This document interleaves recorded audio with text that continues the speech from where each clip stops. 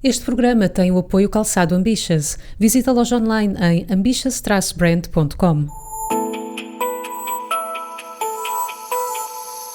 O nosso convidado é um talento inato para o desporto motorizado e um forte impulsionador da febre do Rally Nacional. Aos 14 anos, fez o primeiro negócio, a sua primeira moto, em troca da primeira comunhão, e aos 15 fugiu de casa para se estrear em enduro. E se a promessa das duas rodas estava em curso, mal podia esperar por experimentar o Rally da cidade, do qual partiu em desvantagem, mas que finalizou em primeiro lugar. Estava dado assim o arranque para uma carreira nacional e além fronteiras, somando títulos atrás de títulos na competição automóvel. Hoje, aos 44 anos, Armindo Araújo é o melhor piloto português, hexacampeão nacional e bicampeão do mundo. Está connosco na estreia do Jogo de Palavras para nos falar sobre os seus 20 anos de carreira e do projeto que está a desenvolver para 2022 ao volante de um Skoda. Olá Armindo, boa tarde. Olá. Bem disposto? Muito bem, obrigado. Olha, eu gostava que nos começasse por contar como é que foi fazer esse primeiro campeonato sem que ninguém em casa se apercebesse. É verdade, já vai há uns anos atrás, eu era um miúdo e decidi que queria fazer um campeonato nacional de enduro de 50 cm3. Para enquadrar um bocadinho isto, a minha família não tem tradição familiar em desporto automóvel, desporto motorizado, não gosta deste Nem ambiente. gosto? Não, eu não tenho, o meu pai não foi piloto, portanto eu não sou descendente de uma família com Não havia a pilotos. Fórmula 1 ao domingo lá em casa? Sim, eu acho que isso todos vemos, e eu via, obviamente que víamos, mas isso é um bocadinho cultura geral. Agora, sermos fanáticos por corridas, foi uma coisa que nasceu comigo. Claro. E eu, ao querer fazer isso, empenhei-me ao máximo, desde miúdo, e fiz com que eu lutasse por esse objetivo e realmente andei sempre atrás do sonho. E até que meus pais não me deixavam correr, eram completamente contra, e eu comecei a correr um bocadinho às escondidas deles. Eu mandava o mecânico levar a moto para as corridas, eu ia de caminhoneta para as corridas, ou alguém me levava. E ninguém dava pela falta da moto? Não, aí está que eu realmente, desde jovem, arquitetei aqui uma forma de sossegar os meus pais. O que é que eu fazia? Enganar! Enganar! E eu pegava numa moto de um amigo meu que era exatamente igual à minha, colocava na garagem de casa. Tinha cúmplices! Tinha cúmplices e era um projeto muito bem montado.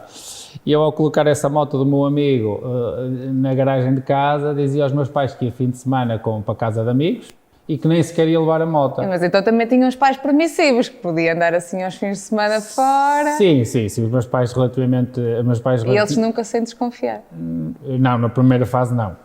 Mas não é obrigado a contar a verdade a dada altura? Fui obrigado a contar a verdade perto da última prova do campeonato, onde eu estava a decidir o campeonato, estava à frente e basicamente fiquei sem dinheiro. Dinheiro. Pois, porque isto também é um desporto que exige alguns meios, Exatamente. Não é? Fiquei sem dinheiro, os meus pais também já estavam desconfiados porque havia muita gente que falava com o meu pai, a dar os parabéns por aquilo que eu estava a fazer. O meu pai nem percebia muito bem porque pensava que era alguma brincadeira, às vezes na moto ou isto ou aquilo. Depois começou a ver revistas, começou a ver na televisão. E um dia confrontou-me e eu tive que lhe mostrar que estava a fazer o Campeonato Nacional de Enduro. E que estava a correr bem. Que estava a correr bem. E despertou-lhe aí também uma certa veia de empreendedorismo. Sim, eu sempre, toda a vida corri eu nunca corri com dinheiro dos meus pais, eu desde miúdo corri com dinheiro externo, portanto eu arranjei sempre forma de me financiar. E atrás de patrocínios? E a bater às portas? Eu era miúdo, tinha 14 anos na escola e falava com os meus amigos, quem é que o pai tinham empresas com negócios e eu podia bater uma... E era levado a sério? Era levado a sério e tinha patrocínios. Quem foi o primeiro patrocinador? Foi o Emprendab, que era pai de um meu melhor amigo ainda hoje, que é uma empresa de construções, e ele foi o meu primeiro patrocinador. Então nunca mais te esquece? Não, nunca mais me esqueci. Eu vivi toda a minha vida assim desta forma e criei sempre os meus projetos à minha custa e do meu trabalho, e os meus pais nunca foram sobrecarregados com isso e, portanto, também por isso nunca puderam ser demasiado contra aquilo que eu ia fazendo, porque eu geria as coisas à minha maneira e levei sempre isto na minha vida. Quando é que a família se vai render ao talento? do filho? A família já se rendeu há muito tempo, porque... Não, mas quando se rendeu nessa fase? Nessa fase, como eu disse, perto da última prova as coisas complicaram-se bastante, porque eu fiquei sem dinheiro, os meus pais também aperceberam-se que eu estava a correr, e a minha mãe aí disse-me, pronto, então se estás para acabar isso, acabas isso, e foi a única vez que a minha mãe, os meus pais me apoiaram, foi para fazer a última corrida do campeonato, o Indus. Sim, correu bastante bem. Eu fui vice-campeão nesse ano, não fui campeão por um ponto, acho eu. Foi por um triz. Foi, mas a minha mãe aí sim, se já começaste vais acabar, e eu acabei, e os meus pais até foram a essa corrida comigo, e acabámos o campeonato. E a partir daí... E acabou tudo bem. Acabou tudo bem, eu comecei a correr, eu fui amador, nas motas fui sempre piloto amador, porque... Tal como eu lhe disse há pouco, os meus pais que não estão neste meio, fui eu que fazia tudo sozinho, eu tinha 15, 16 anos, eu não conseguia... E vi a ideia do perigo? Sim, obviamente que correr de moto era perigoso, os meus pais tinham essa noção, mas os meus pais relativamente a esse perigo não são muito fundamentalistas. Claro. E, portanto, rapidamente perceberam também, equilibram bastante as coisas e, portanto, hoje em dia eu sou piloto na mesma e os meus pais têm as suas preocupações, como qualquer pai deverá ter. Mas tudo tem um conta, peso e medida, não é? Claro que sim. E quando é que encontra a sua paixão maior, que são os automóveis? Em que circunstâncias? Aí há um ligeiro erro. A minha paixão maior são as motas. A sério? É verdade, é verdade. As minhas paixões maiores são as motas e eu sempre... Costuma dizer isso? Sim. Eu sou um apaixonado pelas motas, como eu hoje ainda sou. E eu hoje ando de moto, eu treino de moto e a minha grande paixão são as motas. Os carros... Foi depois uma decisão um pouco até profissional de qual seria o melhor caminho para mim como atleta. Claro. E quando eu passo para os carros, tenho essa deriva para os carros, as coisas correm mesmo muito bem logo desde o início. Eu sou campeão logo naquele ano de estreia. Entra no ano de estreia e eu sei que nem sequer fez a primeira prova. Exatamente. Entrou em desvantagem. Entrou em desvantagem e fui campeão. Depois no ano a seguir campeão, eu corri uma data de anos em Portugal até ir para o Mundial e fui campeão todos os anos. Portanto, os carros também correram muito bem e depois o sucesso traz sucesso e traz equipas e trazem sponsors que me permitiu depois ser profissional. Claro. Em 2013 o Armindo abraça o desafio da Citroën. Foi uma parceria de sucesso, somou títulos, conte-me lá. Sim, tal como já vai percebendo, eu tinha que lutar para arranjar patrocínios para correr. Claro. E as coisas não eram fáceis. E eu quando comecei a correr nos automóveis foi muito com a ajuda de amigos e fui com pessoas conhecidas que me ajudaram e eu tive 2 anos a fazer isso como piloto privado, onde ganho o campeonato de iniciados e ganho o troféu Saxo, já no campeonato principal, e o troféu Saxo era um troféu organizado pela marca da Citroën, o importador nacional, e a marca da Citroën tinha um troféu Saxo com todos os pilotos que corriam com carros todos iguais e tinha uma equipa oficial com um carro um protótipo, que era um kit car. E eu, ao vencer o troféu, a marca tinha perdido o piloto titular deles para outra marca rival e foram buscar a mim, que eu era um miúdo com 20 anos, para correr no carro oficial. E eu fui campeão no ano de estreia também. E correu muito bem, somou títulos. Certo. E nessa fase também se profissionalizou. Eu aí correu tudo muito bem, porque foi eu atingir de um sonho ser piloto oficial de uma marca e eu, em vez de arranjar patrocínios, era pago para correr, portanto, era um paraíso. Paraíso. Em 2007, chega a Mitsubishi. Em 2005. Eu corro pela Citroën em 2003, 2, 3 e 4, sou campeão esses anos e depois vem a Mitsubishi que queria montar um projeto para ganhar em Portugal com o carro do Grupo N, onde eu ganho o campeonato de 2005 e 2006 no campeonato português.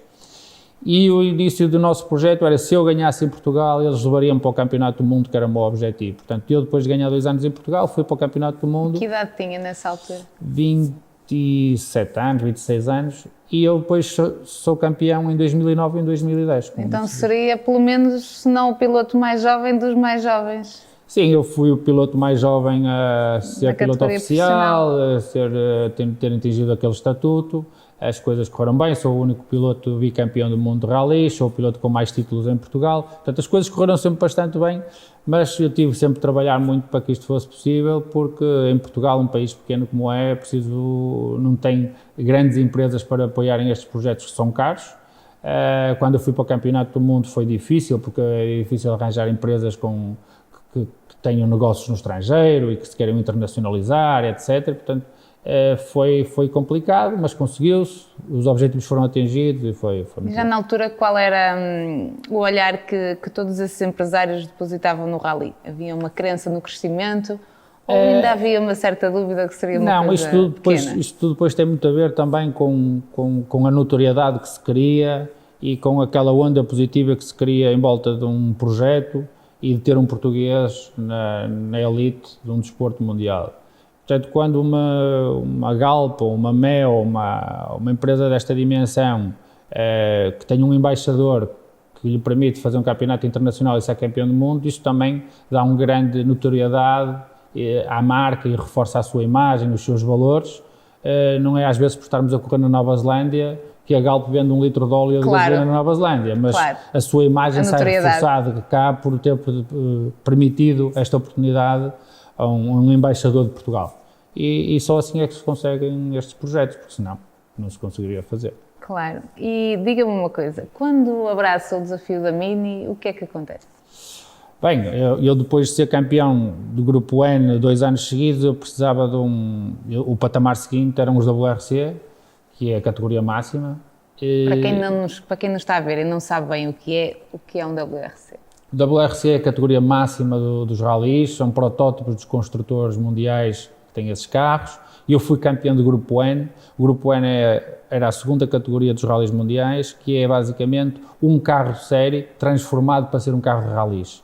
E o WRC é um carro projetado na nascença para ser apenas e só um carro de rallies, um protótipo.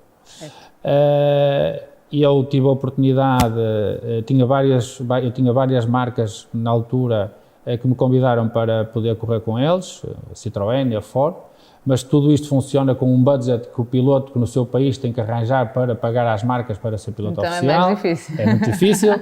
E eu consegui o melhor compromisso com a Mini, que a Mini era uma marca que se ia estrear no Campeonato do Mundo, em que queria entrar para mostrar os seus valores. Contudo, a experiência foi muito boa de início, mas depois o posicionamento da marca em termos desportivos não foi o melhor, era muito bom em termos comerciais, mas não era desportivos. E portanto, a meio da época nós colidimos em termos de forma como está nas corridas e separámos-nos. E eu abandonei as rallies naquela altura porque não tinha nenhuma marca, nem possibilidade de entrar em nenhuma marca, porque não tinha fundos financeiros para o fazer. Novamente se viu com essa barreira dos fundos financeiros. Nós todos os anos temos este problema, eu nunca sei se no ano seguinte estou a correr. E a Mini seguiu com o seu projeto, que colapsou no final do ano, porque não era assim que se podia estar no desporto. Abandonaram o campeonato. Claro. E falou agora a coisa muito interessante, que é o facto de não saber se no ano seguinte está novamente a correr. Essa estratégia torna a sua atividade débil? Nós temos um projeto desportivo, eu tenho um projeto desportivo que envolve variedíssimos patrocinadores. Já lá vamos. Certo, para lhe explicar, e nós temos que os juntar todos para conseguir criar o projeto desportivo que nos permite correr para o ano. Porque um projeto da minha dimensão envolve os meios financeiros avultados e eu tenho que juntar este naipe de patrocinadores todos para conseguir montar o projeto. É evidente que há peças pequenas deste puzzle que se saltarem facilmente eu consigo colocar outras, mas há peças muito grandes em que se me faltarem existe uma grande dificuldade de eu montar o projeto no ano seguinte. Então, portanto, nunca há certezas do que acontece no ano seguinte. Demorou os tais 5 anos a decidir-se ou foi do nada? Eu sei que recebeu um telefonema especial. Sim, é verdade. E eu depois dessa saída, da minha saída em 2013, eu também decidi que, estando eu no topo máximo dos rallies mundiais, não estava com vontade de... Sair no auge era o objetivo? Era sair, eu não tinha mostrado aquilo que eu queria mostrar, mas também não queria andar num carro ou numa equipa que não fosse aquela que, eu estava à espera para eu realmente mostrar o meu valor e, portanto, foi apenas e não só com uma retirada estratégica. Claro. Portanto, quis-me retirar do desporto, eu nunca mais comprei um jornal desportivo, eu nunca mais fui ver um rally, eu nunca mais fui ver uma prova, eu apenas fiz aquilo... Entrou em negação? Não, fiz aquilo que não pude fazer nesses 10 anos anteriores, que é andar de moto e viajar. Portanto, eu peguei de moto, viajei, atravessei a Europa, fiz para a África, andei a fazer aquilo que não podia fazer enquanto corria. E depois, passados 5 anos, surgiram novas oportunidades, novos pedidos, e eu experimentei e fiquei. Então, e como é que foi esse episódio? Ligaram-lhe do Automóvel Clube de Portugal? É verdade. Sei que o Armindo era a única opção Era. viável. Em 2017, eu paro em 2013, estou esses anos todos, até 2017, completamente afastado dos ralis. Eu sou piloto, eu sempre fui piloto ACP. E em 2017 tinham nascido uma nova categoria dos ralis da WRC, que eram carros extremamente competitivos, extremamente rápidos, que criavam algumas dificuldades de segurança aos organizadores, e uma das normas FIA era que o carro zero em provas de campeonato do mundo fosse tripulado, o carro zero é um carro de segurança, é um carro de segurança, fosse tripulado por um piloto que tivesse experiência da WRC.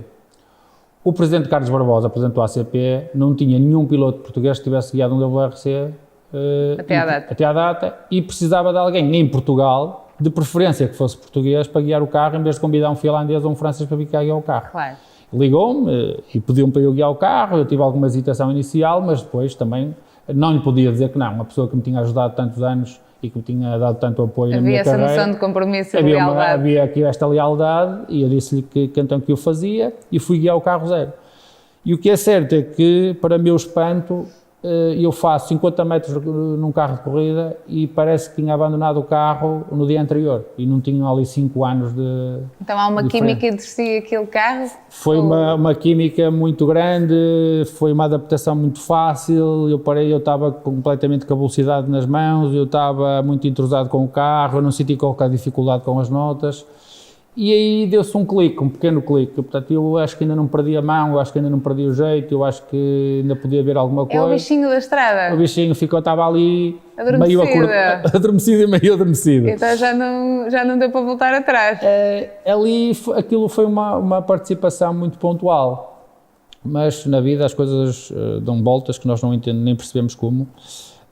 E um dia, passado pouco tempo, eu estou a levar o meu filho aqui à escola em Guimarães, ao colégio. Sim. E encontro um grande amigo meu, piloto, que é o Pedro Meireles, que também corre comigo nos ralis, em que me diz que a Hyundai ia fazer uma entrada no desporto, nos ralis, e que estavam a haver possibilidades de pilotos para correr. E eu fiquei a saber... Não perdeu tempo? Fiquei a saber aquilo ao pequeno almoço, num dia normal. Passado uma semana, fui jantar com um grupo de amigos e quem fica ao meu lado é um grande amigo do presidente da Hyundai Portugal. Então estava escrito? Estava escrito, tudo tinha que acontecer. E estávamos a falar, ele disse que o conhecia muito bem e eu perguntei-lhe se ele me arranjava um almoço com ele. No dia, 3 dias depois ou 4, fui almoçar com o presidente da Hyundai, marcámos uma reunião e eu fui para piloto da Hyundai. Correu bem? Correu muito bem, fomos lá ao campeão. Qual foi o resultado? Fomos campeões no ano de estreia. Correu muito bem. Diria que tinham passado 5 anos sem pôr as mãos ao volante. Sem correr? Sim, foi. Mas sentiu isso no regresso? No regresso. Não há ressaca de ter parado? Houve 50 km de adaptação que eu fui buscar a minha equipa e os meus engenheiros que eu conheci, que eu queria trabalhar, e eu, na altura, mandámos vir o carro, o protótipo todo que nós queríamos correr, a estrutura que eu decidi montar. Eu fui para a estrada, fiz 50 km, reuni com o engenheiro, ele mostrou-me aquilo que eu estava a fazer menos bem, que fazia bem e aquilo que tinha a mudar. Fui para o carro e imediatamente fui competitivo e começámos logo a ganhar corridas. E continuaria a ganhar não fosse a pandemia? Os ralis não pararam durante a pandemia. Foi das poucas modalidades do desporto que não parou durante a pandemia. Nós fizemos um grande trabalho junto com a Federação para conseguirmos pôr os ralis sem pararmos. Muito bem. Falando neste período mais recente e para quem também não está muito a par, o Armindo tem um novo projeto aliado à da Racing Factory, assim? Sim. E quer falar-nos um bocadinho desse projeto ambicioso? Claro. A Racing Factory é uma empresa jovem de preparação de carros de corrida, ralis e não só. O seu dono, o patrão da empresa, é uma pessoa que está ligada em termos comerciais ao mundo automóvel, porque ele vende peças para construtores automóveis no mundo todo, é uma empresa internacional muito grande, e ele tinha um sonho, ele também fazia alguns rallies, é um gentleman driver, de construir uma equipa, e construiu a Racing Factory para que, basicamente, o sonho dele, criar uma equipa vencedora, ser campeão, passar a equipa para patamares internacionais, etc. E eu, quando estava na Hyundai, fui abordado por ele sobre a possibilidade de eu abandonar a Hyundai e correr para a equipa dele. Portanto, eu, após 2 anos na Hyundai, avaliei o projeto dele, decidi sair da equipa oficial e decidi correr para a Racing Factory. Fomos logo campeões também no meu primeiro ano. Está destinado a ser campeão quando muda de equipa.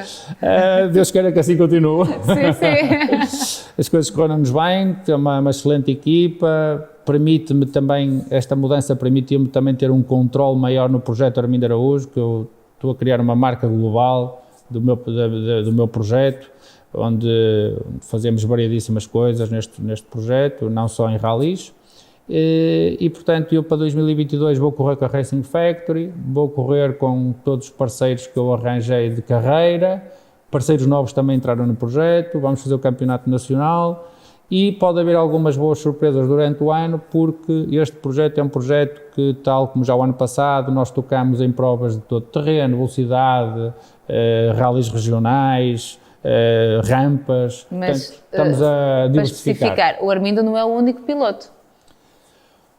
Na Racing Factory eu não sou o único piloto, a Racing Factory tem outros clientes, portanto eu sou o piloto principal da Racing Factory. Contudo, este projeto Armindo Araújo é centrado naquilo que eu faço dentro desse projeto, mas saio do meu terreno de eleição, que é rallies, para abraçar outras modalidades. Então, tem uma cota parte de formação? Tem uma parte de formação, tem uma parte também de gaming, portanto eu também já criei uma equipa de gaming, pilotos que estão na minha equipa, que fazem campeonatos internacionais e nacionais de velocidade, rallies, seja o que for. Portanto, os meus patrocinadores pediam para termos uma imagem forte no mercado do gaming. Eu não sou gaming, portanto eu não sei, não é um mercado que eu gosto muito em particular, mas decidi que a minha equipa devia Poderia haver espaço. Havia espaço para isso, portanto que a equipa Armindo Araújo criou uma equipa de gaming que está a competir em campeonatos, e eu, da minha parte, como eu tenho muito background de todo terreno, como corria nas motas, já comecei a fazer algumas coisas. O ano passado fiz, por exemplo, a Baja do Campeonato do Mundo de Porto Alegre num SSB, em 100 SSBs ficámos em terceiro, portanto foi bom, e agora estará nos planos a curto e médio prazo podermos fazer uma participação no Dakar. Está a ser trabalhado vários projetos. Era isso mesmo que eu ia perguntar. O futuro próximo, o que é que vem? O futuro próximo passa sempre não abandonar os rallies para já, portanto os rallies é a modalidade... Vem aí o 7º campeonato? Eu espero que sim, é para isso que vamos lutar, já estamos a preparar para que isso aconteça e é o foco maior, é o Campeonato de Portugal de Rallies. Agora, sei que este projeto e as pessoas que trabalham comigo e a imagem que foi criada durante estes anos todos e o que conseguimos ganhar e também as empresas que nós levamos neste projeto dão-nos dimensão para eu poder estar em mais do que uma modalidade, ter outros projetos e, portanto, o todo terreno será um foco grande no médio prazo para a minha carreira, começar a fazer experiências em todo terreno, em Portugal, Dakar, para no médio e longo prazo eu poder passar tempo permanente para o Dakar. Então, Armindo Araújo está para ficar durante muito tempo. Sim, eu estarei para ficar sempre que tem duas premissas, isso, é eu ser competitivo e portanto eu ser competitivo é eu gostar e ter vontade para o fazer, claro. Portanto isso é uma só para mim, eu gostar e não ser competitivo já o deixo de gostar, portanto não dá. Nem faria sentido. Nem faria sentido, portanto quando estivermos é para ganhar e é só isso que interessa, não ganhamos sempre, mas fomos para ganhar. A estratégia está lá. A estratégia é essa, sempre. E a outra é termos o financiamento certo para podermos montar e ter os projetos com a qualidade que eu exijo para os meus projetos. Então, de alguma maneira, esse projeto, tão bem cimentado, também poderá validar mais do que durante um ano os apoios que obterá para as corridas seguintes. Sim, como eu já lhe disse, o sucesso traz sucesso e ser mais profissional possível também traz mais profissionalização a tudo.